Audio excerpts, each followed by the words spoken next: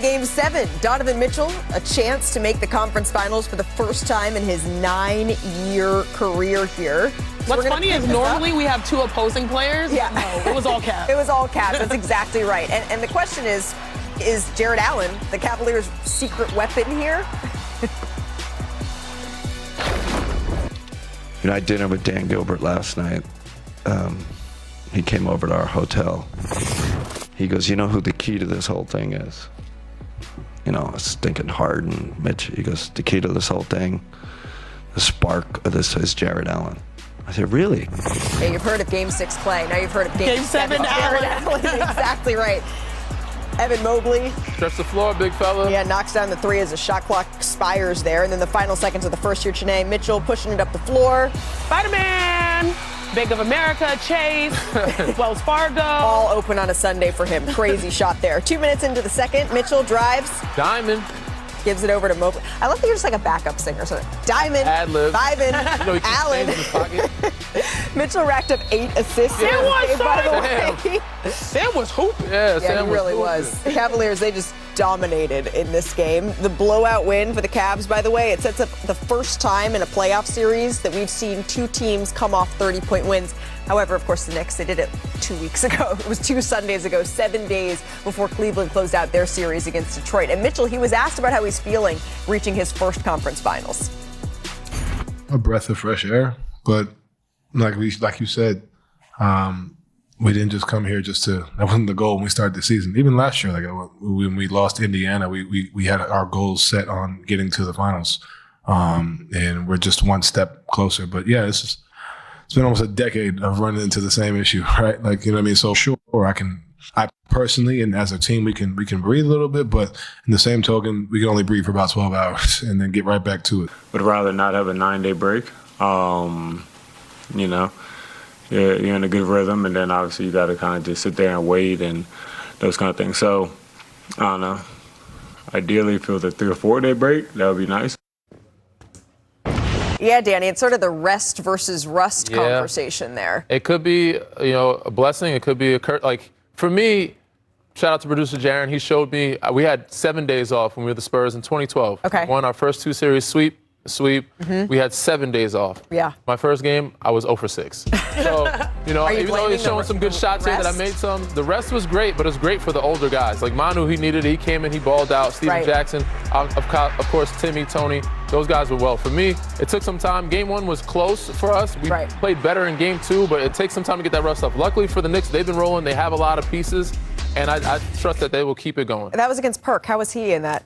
Perk was decent. Producer Jaron also showed us he was a minus 17. Wait, who? I think Perk was a minus. Game 5 when they won. Oh my gosh! But other than that, Perk was pretty good. Putting our guy bless. Also, that was a very kind edit from our producers. You're saying you're 0 for 6, and they're just showing all makes here. But ultimately, going back to the Knicks and the Cavaliers, it was a twisty, windy path, but ultimately, these are the two teams, I think, Chiney, that we thought were going to be in the Eastern Conference Finals midway through the season.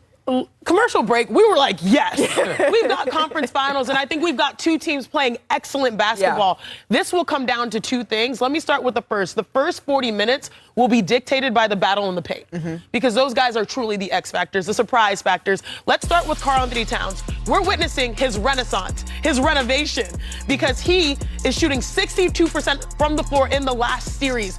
Excellent, but he's not pressing.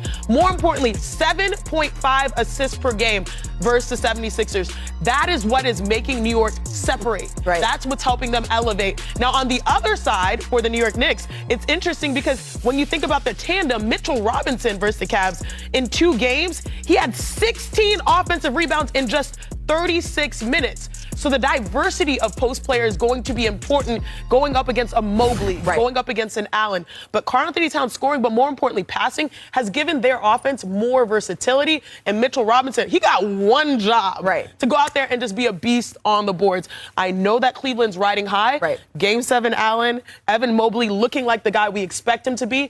So it's going to be very key to see how New York handles that fervor from that. And you would think that it's going to be probably Evan Mobley, right, on Karl Anthony Towns, because what the Cavaliers like to do, they like to put the other big, like Jared Allen, on who? Josh Hart. And let him sort of sag off of Josh Hart, dare him to shoot, and then roam a little bit. But what does that do? That means that Dean Wade or maybe Max Strus is going to be on Jalen Brunson? Yeah, that's a mismatch all around. I don't think Cleveland has anybody that can guard Jalen Brunson in this series. That's where it comes in.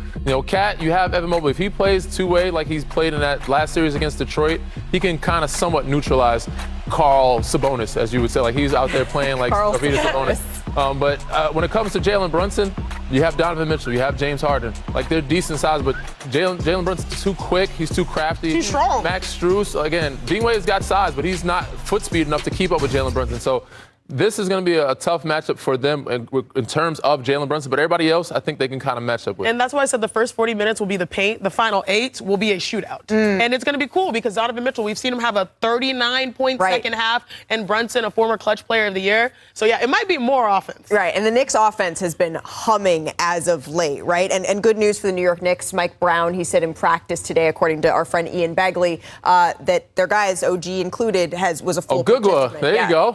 I learned that today, that OG's first name is Agugwa. Agugwa. That's his full first name. All right, shall we pour one out for the Pistons over here? Let's take a listen to Cade, JB Bickerstaff, looking back at their season. JB, just you guys took a step last year, take another big step this year, playing at home, Game 7, especially what you've just done in Cleveland. How big of a disappointment? It's not a disappointment at all. I'm not ever will I be disappointed in these guys. These guys every single day give us what they got.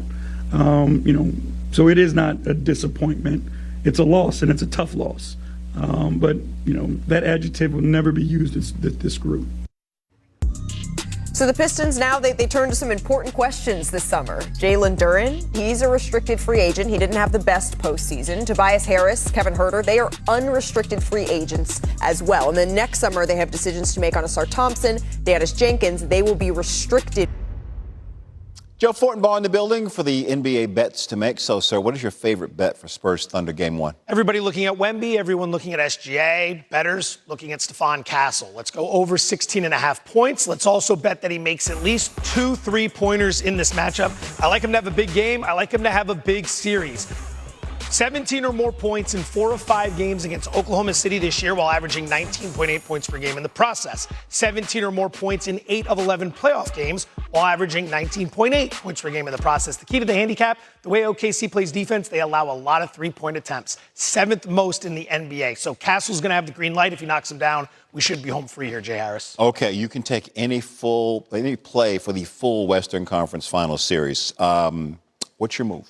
Total amount of games played, over 5.5. Juicy at -160, but I think Oklahoma City's a little overvalued coming into the series. They hammered an overmatched Phoenix team, and then they beat up on a Lakers team that was out without Luka Doncic and didn't play very good defense to begin with. So because they're 8-0, we look at them as this unstoppable juggernaut. But here's the thing. Last year in their run to the championship, they went 7 with Minnesota. They went 7 with Indiana. They're not bulletproof. The Thunder got after them this year, won 4 of 5 against them, had a plus 26-point differential in the process. We're not just looking at the regular season for this bet, but the Spurs are good enough to win 2 games here. Okay, that's the West. What about in the Eastern Conference Finals? Prop bet. Knicks to win Game 1, and then the Knicks to win the series, -150. It's a way of betting the Knicks at a cheaper price, but we add the element where we have to win Game 1. So let's start there. Open -5.5, bet up to 7.5 for very good reasons. Since 2003, when the NBA went to a 7-game series in the first round of the playoffs, teams that played a Game 7, the Cavs, going against teams that didn't play a Game 7, the Knicks, are winning that Game 1 35% of the time. They're covering the spread just 39% of the time. It's an awful spot. So now we just need to go on and win the series, and I think rest is going to be the key differentiator. Cavs have already played 14 games. They've gone 7 twice. They're going to run out of gas against a Knicks team that has 8 full days to get ready for Game 1 and has been much rested this year than previous years. So I like the Knicks to win Game 1 and then win the series at -150. Cavs Knicks starts tomorrow, 8 p.m. Eastern, ESPN. Joe Fortenbaugh, thank you.